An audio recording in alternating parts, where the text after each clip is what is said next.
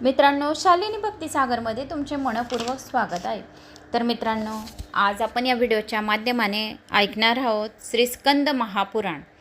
तर बऱ्याच काही तुमच्या कमेंट्स आल्या नर्मदा नदीच्या स्नानासाठी। तर ताई, आमच्याकडे आंघोळीचे वेळ नाही आहे, पाणी जर टाकून ठेवलं तर चालेल का? या मासिक पिरियड आहे आणि त्यावेळेस गंगाजलाने आंघोळ केली तर चालेल का? तर मासिक पिरियड आहे, ज्या वेळेस तुम्हाला त्यावेळेस गंगाजलाने आंघोळ करू नका। तर तुमचा चौथा दिवस पण राहिला तर कोणाला दुसऱ्याला सांगा की गंगाजलातलं पाणी घरात कोणी व्यक्ती असेल, मुलं असतील, मिस्टर असतील तर ते टाकून देतील। पण आपण मासिक पिरियडमध्ये आहे तर गंगाजलाला कधीच आपण हात लावू नये, दुसऱ्यांना कोणालाही सांगावे। पाचव्या दिवशी संध्याकाळी आपण स्वतः सकाळी आंघोळ करून घ्यायची, आपण संध्याकाळी आपण हात लावून घ्यायचा। परत 2 वेळा आंघोळ केली तरी पण चालेल, पण आपण मासिक पिरियडमध्ये आहे त्यावेळेस गंगाजलाला प्लीज हात लावू नका।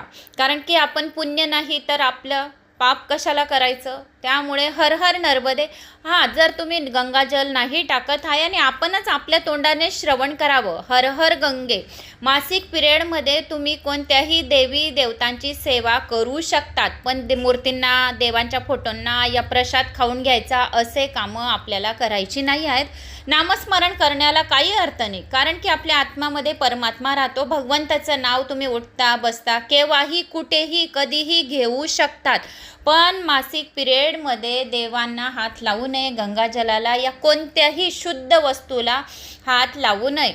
तर असे कोणालाही घरात सांगून द्यावे। आपल्या मुलींच्या आंघोळीच्या पाण्यात टाकून ठेवलेलं आहे तुम्ही आणि थोड्या वेळाने बसतील, 1 घंट्याने बसतील तरी पण चालेल, काही हरकत नाही। बऱ्याच काही तुमच्या कमेंट्स आल्या, बाकी तर मी मेसेजवरच रिप्लाय दिले। तर अशा प्रकारे नर्मदा नदीच्या स्नानाने आपल्याला ताबडतोब आपल्या 7 जन्माचे पातकांची नाहीशी होते असे सांगितले आहे। जेवढे सप्तनद्यांमधून सर्वात जास्त ताबडतोब पाप मिटवणारी नदी म्हणजे नर्मदा नदी। तिच्या नुसते दर्शनाने आपले 7 जन्माची पातके नाहीशी होतात।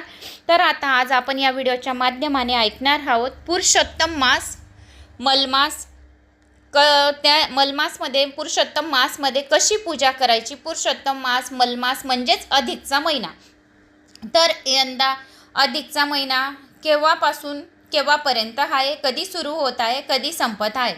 तर 2026मध्ये हिंदू पंचांगानुसार अतिशय खास ठरणार आहे यावर्षी मलमास म्हणजेच पुरुषोत्तम मास, अधिक मास। मलमास लागल्यामुळे हिंदूचे नववर्ष 13 महिन्याचे असेल। 17 मे ते 15 जून 17 मे ते 15 जून या दरम्यान अधिक मास राहणार आहे। या काळात विवाहासारखी सर्व मांगलिक कार्य वर्ज्य मानली जातील। मात्र या काळात पूजा पाठ, जप, तप, दान धर्म, तुळशीची पूजा, गोमाताची पूजा, वाण लावायचे कार्यक्रम हे अतिशय महत्त्वाचे राहतील। याच्याने आपल्याला अधिक पुण्यफळाची प्राप्ती होईल। भगवान विष्णूची विशेष कृपा प्राप्त करण्यासाठी आपल्याला अधिक मासमध्ये भगवान विष्णूचे नामस्मरण जास्तीत जास्त करायचे। अधिक मास लागल्यामुळे हे वर्ष 13 महिन्याचं राहील आपलं 2026। अधिक मास याला मलमासा किंवा पुरुषोत्तम मास असेही म्हणतात। हा काळ धार्मिक आणि आध्यात्मिक दृष्टिकोनातून फार महत्त्वाचा मानला जातो।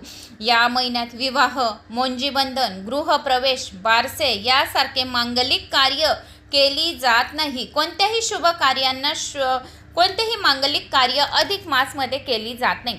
मात्र पूजापाठ, व्रतवैकल्प्य, जप, तप, दान धर्म अत्यंत शुभ मानले जाते। हा महिना भगवान विष्णूच्या कृपा आशीर्वाद प्राप्त करण्यासाठी अतिशय महत्त्वाचा असतो। सूर्य पंचांगाच्या तुलनेत चंद्र पंचांगाची कालमर्यादा कमी असते। चंद्र पंचांग 354 दिवसाचे असते तर सूर्य पंचांग 365 दिवसाचे असते। त्यामुळे दरवर्षी दोघांमध्ये सुमारे 11 दिवसाचा फरक निर्माण होतो। ज्योतिषशास्त्राच्या गणनेनुसार दर 32 महिने आणि 16 दिवसांनी हा फरक जवळपास 1 महिन्या एवढा होतो। हा वेळचा ताळमेळ साधण्यासाठी पंचांगात एक अतिरिक्त महिना जोडला जातो। हा महिना अधिक मास किंवा मलमास म्हणून ओळखला जातो। या अधिक मासामध्ये भगवान विष्णूची आणि माता लक्ष्मीची सेवा जास्तीत जास्त करायची आहे। तर 2026मध्ये अधिक मास लागल्यामुळे अनेक बदल घडून येतील। यामुळे हिंदूचे नवे वर्ष 12 ऐवजी 13 महिन्याचे होईल. नववर्षात अधिक मासाची सुरुवात 17 मे 2026 रोजी होईल आणि 15 जून 2026 रोजी त्यांचा समारोप होईल, म्हणजे समाप्ती अधिक मासाची. याचा अर्थ असा आहे की 2026 मध्ये 2 ज्येष्ठ महिने असणार आहेत. एक असेल तर नियमित येणार, तर दुसरा असेल अतिरिक्त ज्येष्ठ. अधिक मासाच्या पहिल्या दिवशी व्रत ठेवणे अत्यंत शुभ मानले जाते. या दिवशी व्रत करणाऱ्या व्यक्तींना पापांपासून मुक्ती मिळते, असे शास्त्रांमध्ये स्कंद महापुराणात सांगितले गेले आहे. अधिक मासालाच पुरुषोत्तम मास का म्हणतात? अधिक महिना 30 किंवा 33 दिवसांचा असतो आणि या कालावधीत सूर्यदेव कोणत्याही नवीन राशीत प्रवेश करत नाही. ते एका जागीच थांबून राहतात. पौराणिक कथेमध्ये स्कंद महापुराणात असे सांगितले जाते की जेव्हा या महिन्याची निर्मिती झाली तेव्हा कोणत्याही देवांनी त्यांचा स्वीकार केला नाही. मग काय, दुःखी कष्टी झालेला मलमास भगवान श्रीकृष्णाकडे गेला. भगवान श्रीकृष्ण म्हणजे श्री विष्णूचे अवतार. अधिक मासाचे दुःख ऐकून त्यांनी पुरुषोत्तम अशी पदवी अधिक मासाला बहाल केली. तेव्हापासून अधिक मासाला पुरुषोत्तम मास असेही म्हणतात. भगवान विष्णू, श्री विष्णू यांच्या आशीर्वादामुळे तसेच पुरुषोत्तम या नावामुळे इतर 12 महिन्यापेक्षा सुद्धा सर्वात जास्त अधिक तेजस्वी. थोडं सुद्धा पूजा पाठ केली तर त्याची अधिकाधिक वाढ होईल. काही ठिकाणी याला दामोदर मास म्हटले जाते. तर काही अधिक मासात जे काही व्रत केले जातात त्यांना भगवान विष्णू आणि श्रीकृष्ण यांची उपासना केली जाते. तर अधिक मासात काय करावे, काय करू नये? अधिक मासात विवाह, गृहप्रवेश, मोजीबंधन, बारसे अशी सारखी शुभ कार्य आणि मांगलिक कार्य अधिक मासात करू नये. असे मानले जाते की या महिन्यात शुभ कार्य केल्यास ज्याचे फळ अपेक्षित राहतं ते आपल्याला मिळत नाही. मलमासात भगवान विष्णूंची पूजा करणाऱ्याला विशेष महत्त्व आणि विशेष पुण्यफळाची प्राप्ती होते.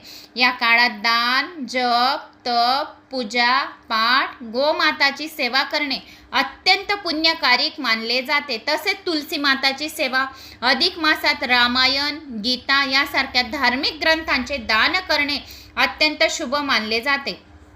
तर अधिक मासामध्ये जास्तीत जास्त भगवान विष्णूंच्या दररोज अभिषेक करावा. पंचामृताने अभिषेक करावा, दुधाने तुळशीपत्र टाकून अभिषेक करावा. शंखमध्ये जे दक्षिणावर्ती शंख राहतो, दक्षिणावर्ती शंख कसा ओळखावा? 24 स्तंभ म्हणजे 24 असे आजूबाजूला तुम्हाला चक्र दिसतील, तर तो प्युअर दक्षिणावर्ती शंख राहतो. त्यामध्ये जल टाका. ओम नमो विष्णवे नमा, ओम नमो नारायणाय नमा, ओम नमो दामोदराय नमा, ओम नमो कृष्णाय नमा, ओम जनार्दनाय नमा, ओम माधवाय नमा, ओम अच्युताय नमा. जो मंत्र तुम्हाला आवडेल, भगवान विष्णूंच्या 1000 नावांचा मंत्र आहे. 1000 मधून तुम्हाला जो आवडेल त्या नावाने तुम्ही भगवान विष्णूंची अधिक मासामध्ये सेवा करा. ज्या घरामध्ये अधिक मासात एकच मंत्र घेऊन 31 दिवसपर्यंत जप केला जातो, जर तुम्हाला मासिक पाळी आली आहे, पिरियड आलं आहे, काही कारणास्तव बाहेर जावं लागलं, खंड पडला, तर घरात कोणाला दुसऱ्याला ती सेवा करून सांगायला जा. या तुम्ही 5 दिवस बाहेर गेले तर ती 5 दिवसची तुमची स्किप झालेली पूजा म्हणजे तुमची पूजा बाहेर गेली आणि 5 दिवस तुम्ही केली नाही, तर ते 5 दिवसाचे 108 108 108 108 वेळा माळा केलेली 6व्या दिवशी जर तुम्ही घरी आलेले आहे तर 5 दिवसाची एक साथ तुम्ही 5 दिवसाची राहिलेली पूजा पाठ करू शकता.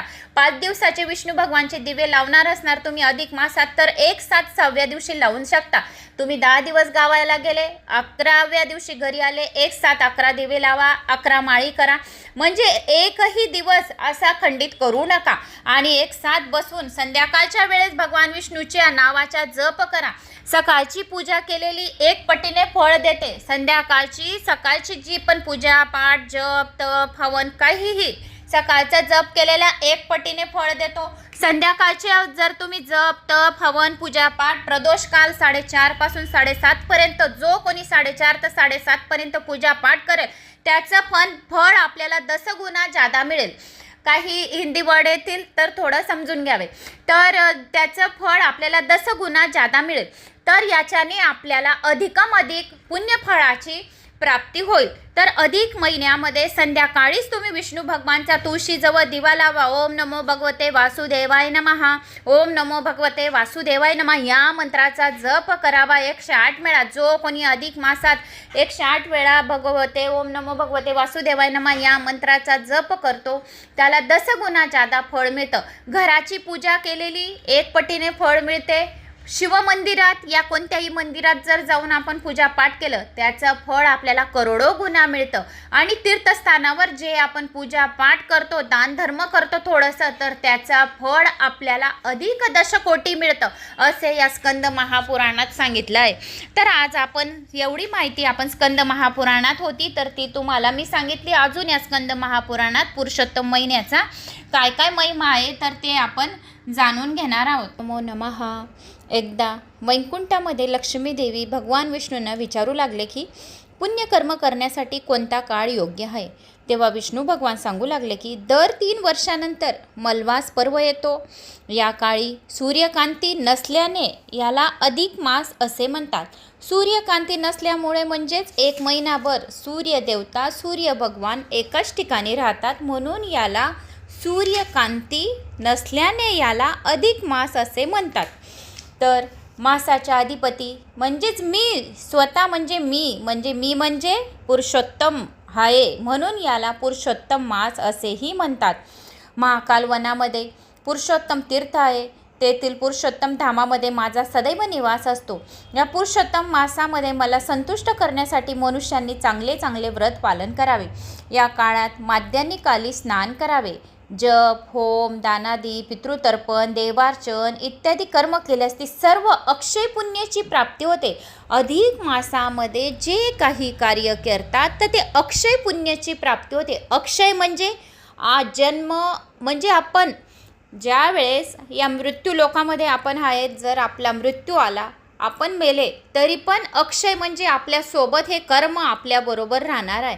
आपला आत्मा सो परमात्मा आपल्याबरोबर काहीच येणार नाही. पण जे आपण अधिक महिन्यामध्ये जे दानधर्म केलेले आहे, जे काही गायीची सेवा केली आहे, ब्राह्मणाची सेवा केली आहे, जप तप हवन केले आहे, विष्णू भगवानचे नामस्मरण केले आहे, रोज भगवान विष्णूला या तुळशीला दीप लावलेला आहे, तर ते फक्त आपल्याबरोबर येणार आहे. तर ते अक्षय पुण्य जे आहे तर ते फक्त आपले कर्मवरती येणार आहेत. त्यानुसार आपल्याला त्याचा भोग मिळणार आहे.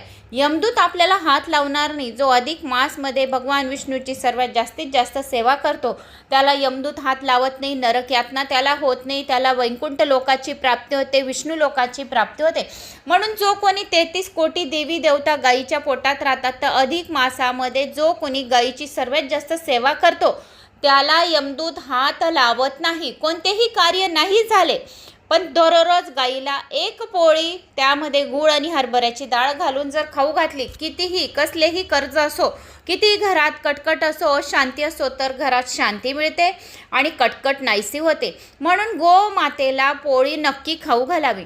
एकादशी सोडून कोणत्याही दिवशी तुम्ही गाईला वाण लावू शकता. या अधिक मासात जावयांना वाण लावतात, भाचाभाचींना वाण लावतात. का भाचाभाचींना वाण का लावतात? तर एक काशी एकदा जर आपण काशी केली पण त्याचं पुण्य, आपण भाचीला वाण लावलं तर 100दा काशी घडण्याचं पुण्य आपल्याला, 1 वेळा जर भाचीला वाण लावलं आपण तर 100 वेळा पुण्य आपल्याला काशीचं घडतं. म्हणून भाचाभाचींना आपल्याला वाण लावावे लागतं, जावयांना वाण लावावे लागतात. अधिक मासामध्ये चांदीची जोडवी का करतात? तर अधिक मासात चांदीची जोडवी याच्यासाठी करतात की आपल्या पतीला दीर्घ आयुष्य प्राप्त व्हावे, म्हणून चांदीची जोडवी. अधिक मास आहे म्हणून अधिक त्याच्यात आपण चांदी वाढवून घेतो की आपल्या पतीला दीर्घ आयुष्य लाभो, घरात सुख शांती लाभो, घरात सर्व काही संपन्न ऐश्वर्य लाभो, याच्यासाठी अधिक मासात जोडवी करतात. तर गाईला कोणत्याही एका दिवशी पुरणपोळी छोट्या छोट्या 33 कराव्या आणि 1 दिवा घेऊन जावा, पाण्याचा कळसा घेऊन जावा. अगोदर पाण्याचा जे कळसा नेला आहे तर गाईच्या आजूबाजूंच्या पायाच्या खुऱ्यावर पाणी टाकावे, ओवाळावे. ज्या 33 पुरणपोळ्या घेऊन गेलो आहे आपण तर त्या 33 पुरणपोळ्या गाईला खाऊ घालाव्या. म्हणजे आपण जर कोणाला सर्वांना जर तुमचं वाण लावलं गेलं असेल, भाचा भाची जावाई मुली सर्वांना वाण लावलं गेलं असेल तर गाईला वाण लावून द्यावे. 33 पुरणपोळ्या गाईला खाऊ घालून आपल्या 33 कोटी देवी देवतांचे पुण्य आपण कर्म करून घ्यावे. लक्ष्मी मातेला अनारसाचे तुम्ही वाण लावू शकता, लक्ष्मी मातेला बताशाचे वाण लावू शकता, भगवान शिवशंकरांना तुम्ही बताशाचे वाण लावू शकता. नाही तर तुम्ही गूळ आणि गव्हाचं पीठ एकत्र करून गुळाचं पाणी, तर तुम्ही असे ढिंडरे गोड ढिंडरे खाऊ घालून गाईला सुद्धा वाण लावू शकता. भगवान शिवशंकराला 33 गुळाचे ढिंडरे मालपुवा असे बनवून तुम्ही 33 लावू शकता. महालक्ष्मीला सुद्धा तुम्ही 33 अनारसे करून वाण लावू शकता. मखाण्याची माळा 33 करून तुम्ही महालक्ष्मीला अर्पण करू शकता. तर कोणालाही तुम्ही बाळकृष्णाला, विष्णूला, तुम्हाला ज्यांना वाण लावायचं असेल तर या अधिक मासात तुम्ही लावू शकता. आपल्या घराच्या देवघरात या अंगणाजवळ या तुळशीजवळ गाईचे दररोज महिनाभर 33 गोपदम काढावे. 33 गोपदम दररोज काढल्याने आपल्याला अधिक पुण्यफळाची प्राप्ती होते. जेवढा अधिक महिन्यात जेवढं दान धर्म जप तप हवन करू तेवढं पुण्य आपल्याला अधिक पटीने प्राप्त होईल. म्हणून अशा प्रकारे अधिक महिन्यात ओम नमो विष्णवे नमा, श्रीराम राम रामेती रमे रामे मनोरमे, सहस्रनाम ततुल्यम राम नाम वरानने. तर या एका मंत्राचा सुद्धा तुम्ही महिनाभर जप करू शकता 108 वेळा. 108 वेळा म्हणजे तुम्ही 1008 वेळा भगवान विष्णूंचे नामस्मरण करून 1,08 वेळा तुम्ही भगवान विष्णूचे नामस्मरण करून घेतले. एक वेळा मी तुम्हाला आता श्रवण करवलं. श्रीराम राम रामेती रमे रामे मनोरमे, सहस्रनाम ततुल्यम राम नाम वरानने. 1000 विष्णूचे नामस्मरण जप झाला माझा बी आणि तुमचा पण. तर एकदा काय झाले, भगवान शंकराजवळ माता पार्वती बसलेल्या होत्या. तर माता पार्वतीने विचारले, भगवान विष्णूंचे मला सहस्रनामावली दररोज खूप वेळ लागतो आणि तुम्ही मला हाका मारत राहतात की तुझं झालं का. तर असा काही मला उपाय सांगा की ज्याच्याने मी शॉर्टकटमध्ये थोड्याशा नामामध्ये भगवान विष्णूंचे 1000 नावांचा जप करून घेईल आणि तुम्ही जे काम सांगणार ते सुद्धा माझं पृथ्वी चालकचं जे आहे, पृथ्वी सांभाळण्याचं, कोणाच्या घरी जायचं कोणाच्या घरी नाही, तर असं जे तुम्ही काम सांगतात तर ते कामसुद्धा माझं सोपं होईल. तर सोपे काम असं होय आणि 1000 नामसुद्धा माझे जप झाले पाहिजे. तर असा काही उपाय आहे का. त्यावर भगवान शंकरांनी सांगितलं माता पार्वतीला की पार्वती हे बघ, श्रीराम राम रामेती रमे रामे मनोरमे, सहस्रनाम ततुल्यम राम नाम वरानने. एवढं अक्षर तू दररोज बोलत जा तर भगवान विष्णूंचे तू 1000 नामस्मरणाचा जप करून घेतला असं भगवान शंकरांनी स्वतः या स्कंद महापुराणात सांगितलं आहे. म्हणून या मंत्राचा जप आपल्याला अधिक मासात केला पाहिजे. अधिक मासात सर्वात जास्त गायीची सेवा करावी, विष्णू भगवानची दररोज आरती करावी. ब्राह्मणांना तुम्ही यथाशक्ती दान धर्म करू शकता. गरजू लोकांना, गरिबांना दान धर्म करू शकतात. सर्वात जास्त सफेद वस्तूचं जर दान केलं आपण तर आपला शुक्रग्रह मजबूत होतो. एकादशी केली आहे, अधिक महिन्याचे 2 एकादशी येतील. एकादशी जर तुम्ही केली आहे तर द्वादशीला सकाळी संकल्प करावा. आपलं नाव गोत्र भगवान विष्णूजवळच सर्व तुम्ही तामणात पाणी सोडून द्यावं आणि सूप माहिती ना, सुपडं ज्या प्रत्येकाच्या घरी राहतं, सूप पाखडायचं जे दळण दळतो आपण ते, तर सूपमध्येच आपण ब्राह्मणाला शिदा अटक आपलं काढलेलं राहतं. तर त्याच्यातच असं जेवण द्यावं, अनाज द्यावं, म्हणजे अन्नदान, अनाजाने अन्नदान असं द्यावं ब्राह्मणाला की 2 लोकांचं पोट भरे. एकदम कंजूशी कधीही दान धर्म करण्यात करू नये. कारण का, ब्राह्मणाला तर देतो आपण पण त्यांच्या पत्नीसाठी पण जेवण द्यावं. जेवण म्हणजे अन्न जे आपण ब्राह्मणाला दान देणार आहे. मुलं असतील तर त्यांचे 2 मुलं आहे तर दोघांसाठी द्या. संपूर्ण एका टायमाचं पूर्ण परिवाराचं पोट भरे एवढं पोट भरून तुम्ही अन्नदान करा.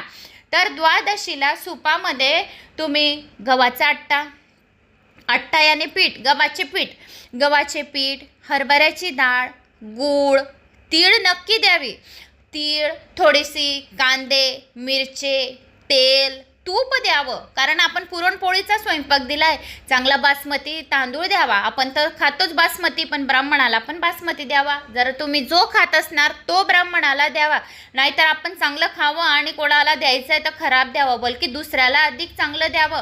खराब दिलं तर आपल्या वाट्याला बी खराबच फळ मिळतं. म्हणून आपल्या मनात अशी भावना ठेवा की कोणतीही गोष्ट समोरच्याला चांगली करावी. आणि साडी, चोळी, ब्राह्मणांची धोतर, टोपी, रुमाल असं अधिक महिन्यात दर 3 वर्षात आपण ब्राह्मणाला एवढं सुद्धा दान दिलं तरीसुद्धा आपल्याला 33 कोटी देवी देवतांचा आशीर्वाद तर प्राप्तच होतो, पण वैकुंठ लोकची प्राप्ती होते आणि जे झालेले कर्म 7 पिढ्यांचे दुःख दारिद्र्य पुढचे आणि मागचे दूर होते. ब्राह्मणाला दान दक्षिणा दिल्याने 11 रुपये 21 रुपये, जर तुम्हाला शिदाट द्यायचे नाही आहे तर 500 रुपये यथाशक्ती, जर चांगली परिस्थिती आहे तर 1100 रुपये. ब्राह्मण आणि ब्राह्मणींना दोघांना साडी धोतर ड्रेस घालत असतील तर त्याच्यासाठी हे 1100 रुपये. द्वादशीला जाऊन 1101 रुपये आणि त्याच्यावर एक तुळशी पत्ता ठेवायचा आणि सांगायचं की हा अधिक मास आहे म्हणून आम्ही तुमच्यासाठी हे कपडे करून देत आहे, तर तुम्ही कपडे घेऊन घ्या तुमच्या पसंतीचे. ते कपडे घेऊ ना घेऊ, पण आपण ब्राह्मणाला तर दान दिलं आहे, आपल्या मनाला सॅटिस्फाय वाटत आहे, म्हणून अशा पद्धतीने या अधिक महिन्यात आपण भरपूर काही दान धर्म करू शकता. तर ज्या वेळेस भगवान विष्णूंनी या स्कंद महापुराणात सांगितलं आहे की ज्या वेळेस भगवान विष्णूंनी म्हणजे मानव अवतार, ज्या वेळेस मानव अवताराला आला, ब्रह्मदेवाने सृष्टी पालन केली, ब्रह्मदेवाने जन्म दिलेला आहे दात्याने, भगवान विष्णूने सृष्टी पालन केली आहे, संहार करते भगवान शिव आहे. तर ब्रह्मदेवाने तर जन्मदाता केले, मानवांना जन्म दिला, पण ज्या वेळेस भगवान विष्णू त्या मानवाला हात लावत होते, ब्रह्मदेवाने सांगितले की हे बघा विष्णू भगवान, मी असं मानवांना तयार केले आहे, तर हे जन्मदात्याने मी यांना तयार केलं आहे. तर एक मनुष्य असा झोपलेला होता, जसं की त्याच्यात जान वगैरे काही नव्हती, जान म्हणजे प्राण वगैरे काही नव्हती, तर हात लावला. तर मग भगवान विष्णूंनी काय केलं, ज्यावेळेस त्यांनी जन्म तर दिला मानवाला, भगवान विष्णूंनी त्यांच्या संपूर्ण शरीराला हात फिरवला, मानवाच्या शरीराला, तर लगेच मानव उठून उभे राहिले. मग त्यांना बुद्धी दिली भगवान विष्णूंनी, मग सोचायला लागलं, विचार करायला लागले मानव. मग त्यानंतर पूर्ण काही अवयव वगैरे मानवाला संपूर्ण काही दिलं भगवान विष्णूंनी, त्यांच्यामध्ये पूर्ण काही परिपक्व मानवाला दिलं. पण ज्या वेळेस एक गोष्ट देणार होते मानवाला, सृष्टी ज्या वेळेस तयार केली ब्रह्मदेवाने, त्यावेळेस एक वरदान देणार होते, पण काय झालं, भगवान विष्णूंच्या हातून ते खाली पडून गेलं. खाली पडताच बरोबर विष्णू भगवाननी त्यांच्या पायाखाली लपवून दिलं. हे लक्ष फक्त महालक्ष्मी माताचं होतं की काहीतरी भगवान विष्णूच्या हातून पडलं, पण भगवान विष्णूंनी ज्यावेळेस मानव तयार होत आहे त्यावेळेस ते मानवाला का दिलं नाही.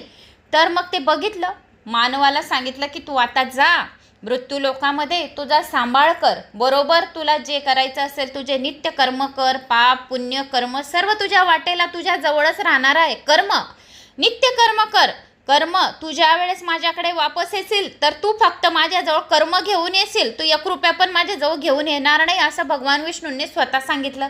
मग मानवाला खाली पाठवलं. विष्णू भगवान आपल्या वैकुंठ लोकी गेले, महालक्ष्मी मातेला त्यांच्या शेषाचलमध्ये भगवान विष्णू विराजमान झाले. मंद मंद त्यांचे डोळे असे अर्धे उघडे अर्धे बंद राहतात, एक हात डोक्याला राहतो, पाय चेपीत राहते माता लक्ष्मी सिंहासनावर बसल्यावर.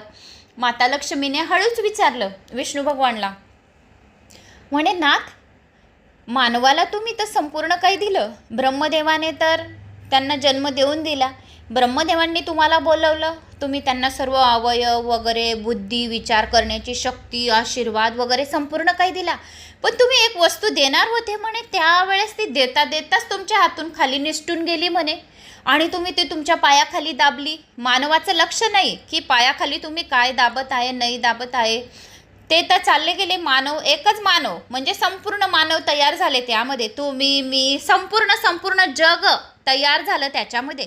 तुम्ही मानवाला एक शक्ती का दिली नाही. मग त्यावेळेस म्हणे तुम्ही काय लपवलं तुमच्या पायाखाली आणि तुम्ही नंतर उचलून घेतलं तुमच्याजवळ म्हणे. मग त्यावेळेस भगवान विष्णूंनी सांगितलं, देवी लक्ष्मी, मी माझ्याजवळ आहे ना म्हणे शांती ठेवली म्हणे.